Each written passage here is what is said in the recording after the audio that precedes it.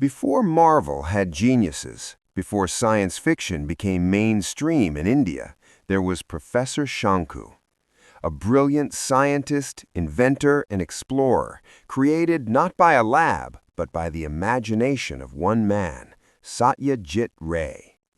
Ray, a legendary filmmaker, writer, and thinker, introduced Professor Shanku to Bengali literature in 1961.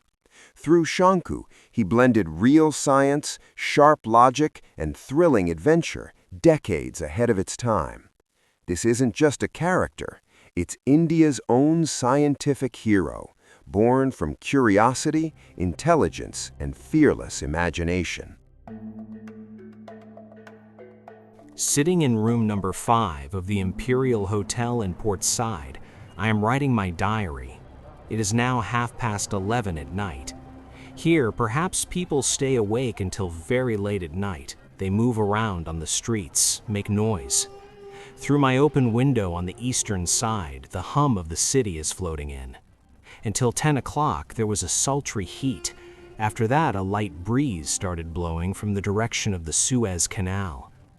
I do not know how far my coming to Egypt will be successful, but based on the events that happened all day today, it seems there is some hope. I had a desire to cross over to this side for a long time. I think any scientist from any country should visit Egypt once. Thinking about the amazing achievements they showed in science even 5,000 years ago was truly surprising. There's much to research about this. Their chemistry, their mathematics, science, their medical scriptures. Everything had attained an unbelievable perfection in that ancient era. What surprises me most is the matter of their mummies. They would keep the dead body in such an amazing chemical way, bandaged and lying in a wooden coffin, that even after 5,000 years, opening the bandage revealed that the dead body, far from rotting, had undergone no deformation at all. No scientist has been able to uncover this mystery even today. I had read the news back in Giddy that the English archaeologist Dr. James Somerton is running an excavation in the Bubastis region of present-day Egypt. I had the intention of getting introduced to this archaeological team from the very beginning. I had read all of Somerton's books regarding Egypt. As a result of 3 years of excavation in the Sahara, Somerton had discovered that amazing burial chamber of King Hittotep of the 4th dynasty. Who knew that within a few hours of stepping into Egypt, I would get acquainted with that Somerton in such an amazing way? In the morning, after coming to the hotel and arranging my room, "Have you also come for the same scheme?" I did not like his way of speaking. I said, "Why do you ask? If that is so, then I feel it is my duty to warn you. Otherwise, what happened to Somerton will happen to you." What happened to Somerton? He received a fitting punishment. What happened again? He is suffering the consequences of digging soil and entering an ancient burial temple without right. Of course, he won't have to suffer for long. Very few people survive after being bitten by a scarab beetle. I have read about the scarab beetle in books. It is a dung beetle type insect. In ancient times, Egyptians respected it as a god.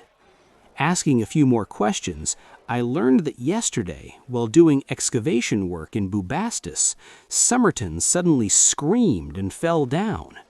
His associates ran over and saw Somerton clutching his right leg calf, face distorted in pain, lying there and saying, "The insect, catch the insect."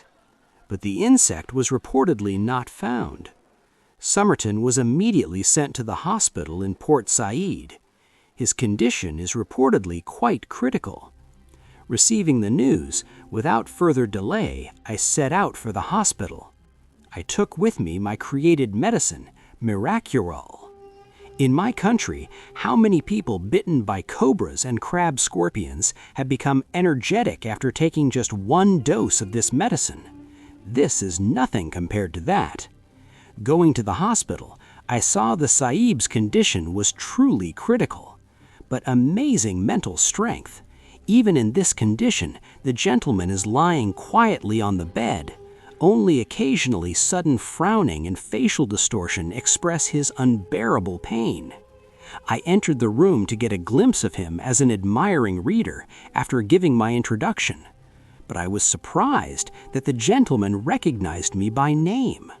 Not only that, in this pain-stricken condition, in a weak voice, he informed me that he has read many of my science-related books, and my original research-based book on the scientific basis of ghosts and spirits is apparently a very favorite book of his.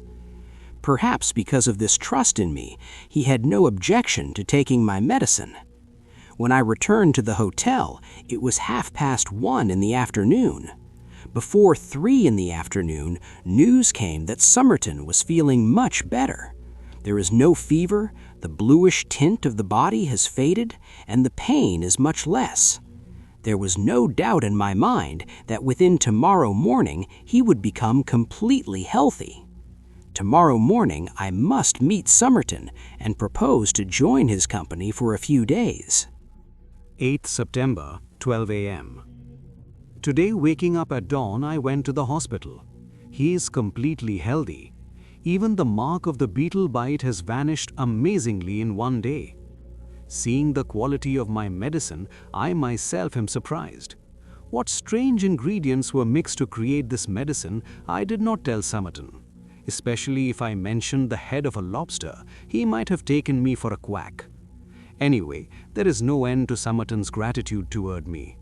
I did not have to mention joining the excavation. He himself said it. I, of course, agreed immediately. I saw he is also specially inquisitive about mummies. Not only that, entering these underground ancient burial temples and handling their items, resulting in some ancient curse touching Somerton or anyone in his group and harming them, Somerton also has this belief. His idea is that the dung beetle that bit him was that scarab beetle which Egyptians used to worship. The temple where Somerton is working reportedly has carved images of this beetle on the wall. I knew the information that Egyptians worshipped many animals, beasts, fish and birds as avatars of gods. I told Somerton I heard that in some place as a result of excavation, a cat's burial temple was found. Oh, that is this Bubastis. Where I'm working now, there, of course it is a discovery from long ago, there are hundreds of cat graves in that room. And just as humans were mummified and kept closed in coffins, cats were kept exactly that way. It was the avatar of the goddess Nephthys. I decided that if I get time and opportunity, I will go see this strange burial chamber. Cats are my very favorite things. I have left my pet Newton at home. Mine feels bad when I remember him. When returning to the hotel after meeting Somerton, the day had advanced and quite a blazing sun had risen. In front of the hotel, a local man saw me and advanced toward me. The man is over 6 feet tall, skin color burnt copper, hair cut short and curled, eyes set deep in sockets, gaze sharp and cruel. The man came forward and placed his right hand very arrogantly on my shoulder. Then, keeping an unblinking gaze on me, he said in broken English, "You seem to be Indian. Then why are you joining this group of white barbarians? What is your headache regarding all the holy ancient things of our country?" I, showing a counter attitude of annoyance, said, "Why? What of it? Does thinking about ancient things show disrespect towards them? Do you know how much respect I have for the Egyptian civilization that I came to this country?" The man's eyes seemed to glow. His right hand was still on my shoulder. Giving a squeeze with that hand, he said, "Respect is one thing, and digging soil with a shovel to enter a holy burial chamber and insulting the dead person's soul is another thing. Do you know where Somerton Sahib is working?" "I know, in Bubastis, in a burial chamber from the time of King Kefren of the 4th dynasty. There lie the graves of my ancestors. Do you know that?" I burst out laughing. "I see you keep news of your ancestors up to 1,400 generations?" "Yes. Whether I keep it or not, go wander around those temples a little more, then you will realize." Hearing the words, I laughed, because the thought of that madman from the other day came to my mind. When I told Somerton about the man, he also laughed. He said, "Oh, he's been after me since the first day. He threatened me, too. He is nothing. If he gets some baksheesh, he won't bother anymore." I said, "Then why don't you give it and get rid of him?" Somerton shook his head and said, "I have no desire to spend money on these petty people. It increases their greed even more. We have to think about those who will come here for work in the future. It is better to completely ignore him. Seeing no hope of profit after bothering for a few days, he will leave on his own." Returning to the tent, drinking sherbet and cooling down, I sat outside with a canvas deck chair. Looking toward the west, I saw the Pyramid of Giza standing with a dark gray appearance in front of the setting sun. How this pyramid was possible to build in that ancient era is still not properly understood today. To the north of the tent, a line of date trees. On the head of one, I saw a vulture sitting huddled up for the whole day. Even the vulture, reportedly, was considered an avatar of God in ancient times. Strange race, these ancient Egyptians. December 12th. Today, Somerton made a proposal and completely stunned me, and hearing the proposal, I realized how deeply grateful he is to me for saving him from the jaws of death. While returning to the tent in the evening after seeing the cat burial chamber of Bubastes all day, while blowing pipe smoke, Somerton suddenly said, "Shanku, for what you have done for me, what can I do in return? That thought has been making me think for a few days. Today a way came to my head. Now, whether you like it or not, I need to know." Saying this much, he stopped to take a breath. It can be understood that the bite has weakened him internally quite a bit. After walking some distance, Somerton said, "You have a desire to research mummies. Suppose if I give you one of my discovered mummies, will you be happy or unhappy?" Hearing the proposal, I was so surprised that at first words did not come out of my mouth. I will be able to return to my country with my own mummy for my experiments? This is beyond my dreams. Somehow swallowing, I said, if I can take a mummy, I think this expedition of mine will be completely successful. And if this event happens, then I will remain eternally grateful to you." Somerton smiled slightly and said, "What do you want, cat or human?" For my research, certainly there would be no difference between a cat and a human. But thinking of my beloved harmless Newton, for some reason I did not feel like taking a cat's mummy along. Newton always wanders around my laboratory. Seeing a 4,000-year-old dead body of a cat there suddenly, what his attitude might be is difficult to guess. So I said I would prefer a human. Somerton said, "Very well, but when you are taking one, take a good thing. Near the cat graveyard I have discovered another burial chamber in which there are mummies of about 30 humans. What kind of people they were cannot be understood yet. I think some mystery is involved in their deaths. The papyrus paper in their coffins has writing, and there's seemingly a distinctiveness in it too. I haven't been able to read it yet. I will give you one coffin out of these 30, but I will take out the writing from inside it. Later, after returning to the country, I will translate it and send it to you. In the meantime, whatever research you want to conduct, go ahead and let me know your findings. If you can discover the chemical mystery, then maybe one day you might even get a Nobel Prize. I have no need to stay in Egypt anymore. If I can put the coffin given by Somerton in a packing case and return to the country by ship, my desire will be fulfilled. Then endless time lies ahead for research. Truly, there is no comparison to Somerton's generosity. Actually, scientists, even if they are from different countries, feel a kind of kinship towards each other. My acquaintance with Somerton is of 3 days, but it feels as if he's my acquaintance of many ages. 15th September. I returned to Port Said this morning. As soon as I came, a bizarre incident. From a big shop near my hotel, buying a leather portfolio and stepping onto the street, I came face to face with that crazy tall man. Not only that, he came forward and grabbed my shirt collar tight. I was truly flabbergasted. Truth be told, in the joy and excitement of the last few days, I had forgotten about the man. And perhaps because I did not anticipate this kind of danger, I did not have any weapons with me. The man, with bloodshot eyes, leaned over my face and said in that broken English, "You did not listen to me. You are taking the dead body of my very ancestors to your own country. For this, what punishment you will have to suffer you cannot imagine. I will take revenge myself. I will take payment for this crime with my own hands." Saying this, the man clawed my collar and, applying pressure, was about to nearly choke me. At that time, a policeman on the street ran over and, using physical strength, separated the man. A few pedestrians also, seeing my danger, came forward.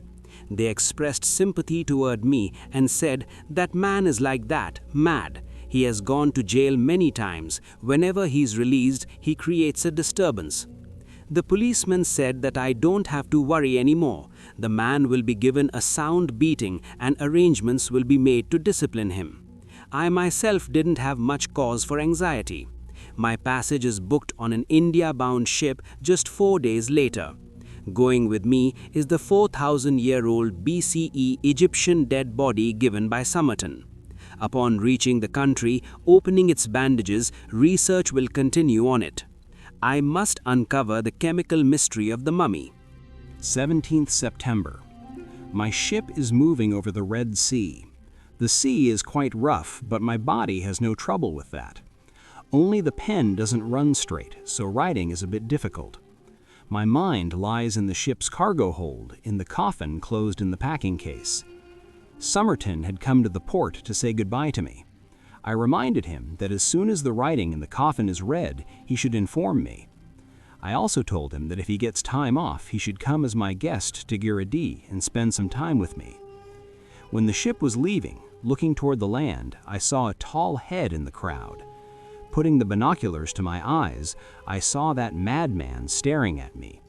The cruel, violent smile in the corner of his eyes and lips I will never forget. The police fellow probably couldn't discipline the man.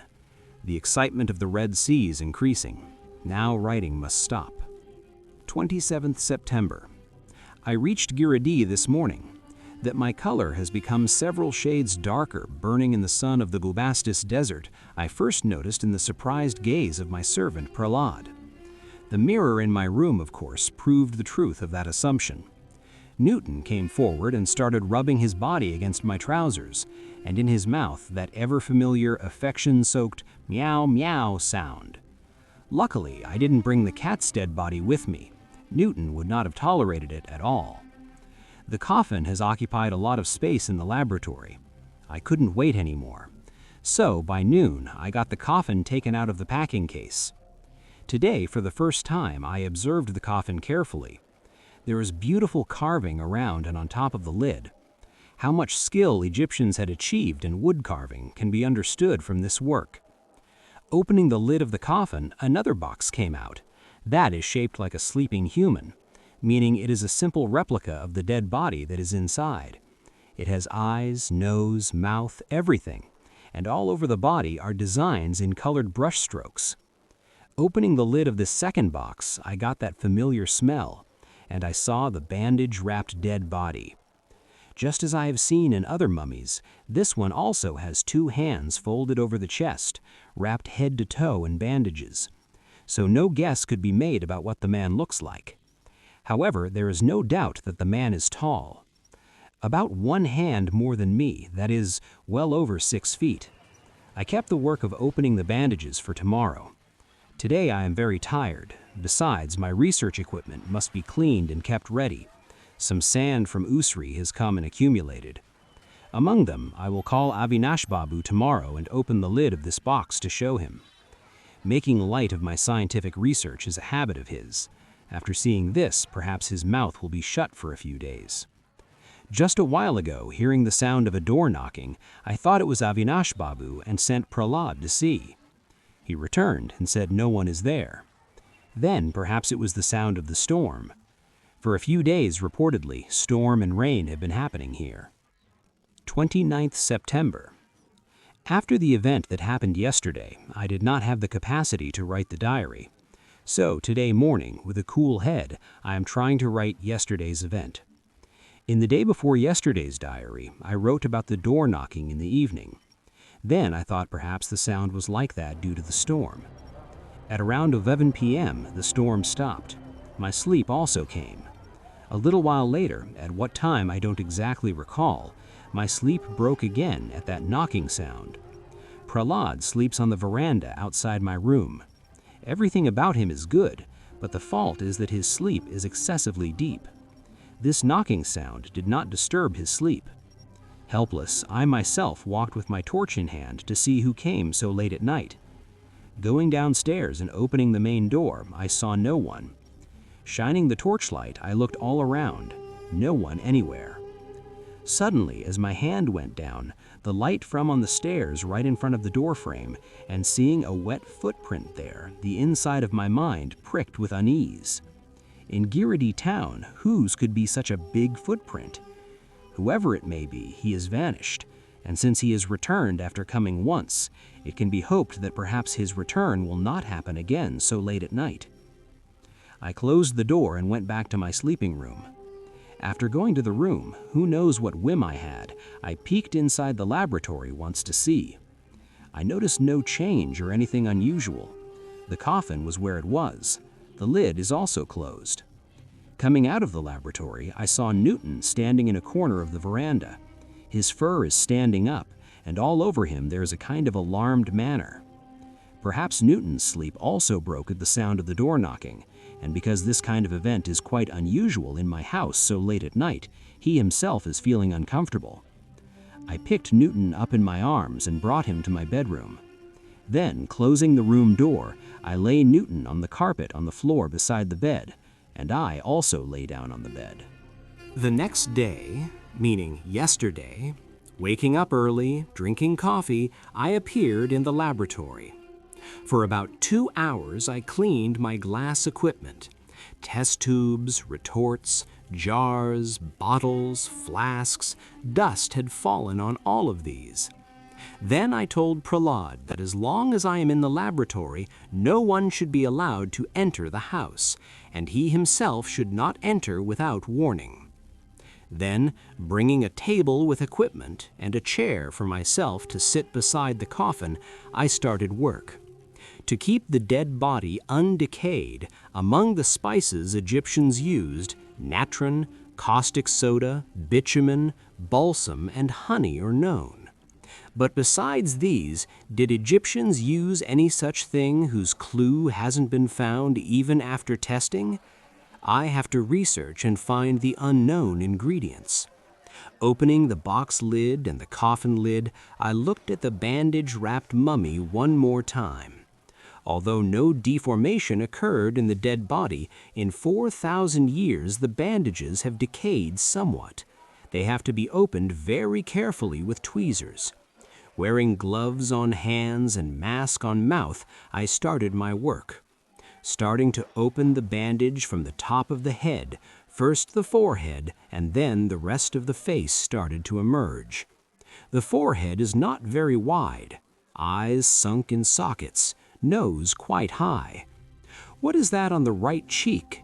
3 deep and long marks, as if slashed by some sharp object. Is a scar on the cheek possible in sword fighting? But then, why would there be 3? And why would the marks go parallel? When the area up to the lips emerged, the face seemed somewhat familiar. This jaw, these eyes, this nose, where have I seen this face? I remembered. There is an amazing similarity of this face with that madman of Port Said. But that is not something so unusual. Just as differences in appearance are seen among us Bengalis, among Egyptians it's much less than that. The kind of appearance seen in ancient Egyptian statues, similar appearances are seen a lot on the streets of Port Said even today. Therefore, there is nothing to be surprised at in this. Among Egyptians, it can be assumed this is a very typical face. I thought in my mind that that madman said, "You are taking my ancestor's dead body."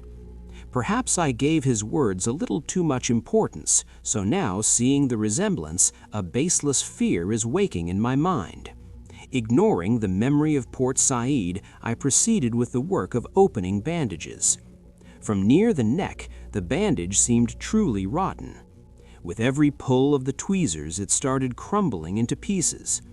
But it is difficult if one gets impatient in this matter. So I continued very slowly and calmly. Hand.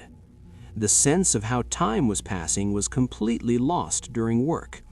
When I reached below the ribs, I realized that evening had set in.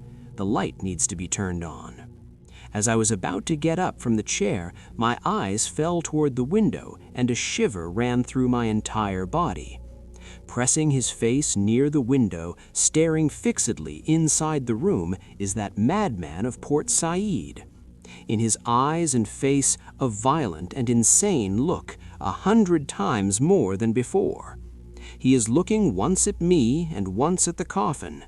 Maybe if I light the room, the feeling of terror will decrease a bit. Thinking this, I extended my hand toward the switch on the wall.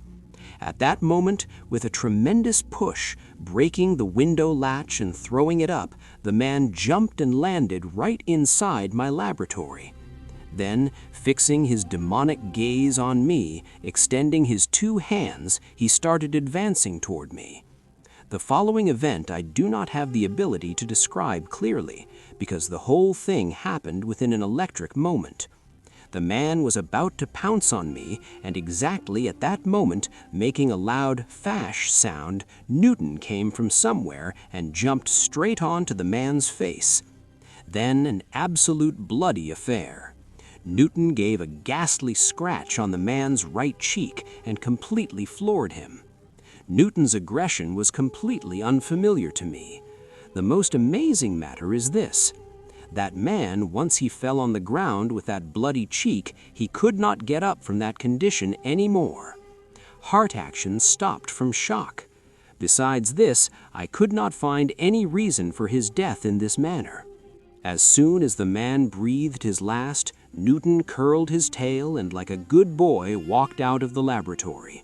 And I, getting an unbearable bad smell, looked at the coffin and saw that signs of decay had appeared in the 4,000-year-old dead body. With the death of this madman, the term of the Egyptian magic has expired.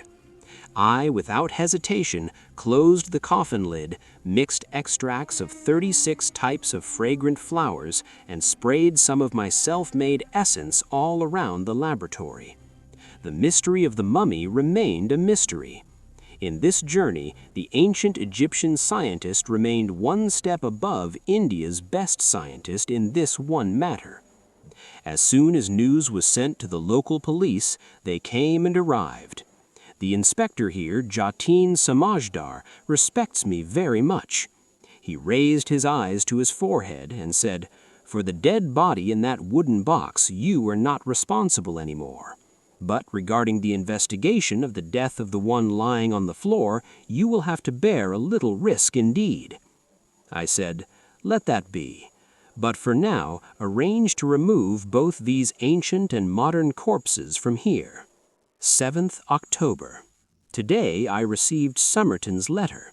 He has written, "Dear Professor Shonku, hope you have advanced quite a bit on the path to getting the Nobel Prize. I got your coffin's papyrus translated, and in it, giving the identity of the dead person, it is said, 'This person was sentenced to death for insulting the cat-faced goddess Nephthys during his lifetime. But before suffering that punishment, his death occurred mysteriously by a cat's scratch,' meaning the goddess, assuming the form of her avatar, took revenge for her insult herself. Isn't that amazing? What scientific basis can this have? Think about that once too. How is your work going? Let me know. I have returned to England and preaching the glory of the beetle with all my life. Yours, Jameson. I was about to fold Somerton's letter and put it inside the envelope when I felt Newton rubbing his body against my trousers. I picked him up affectionately and asked him, "What ho, Marjar, cat? Are you also an avatar of goddess Nephthys or what?" Newton said, "Meow."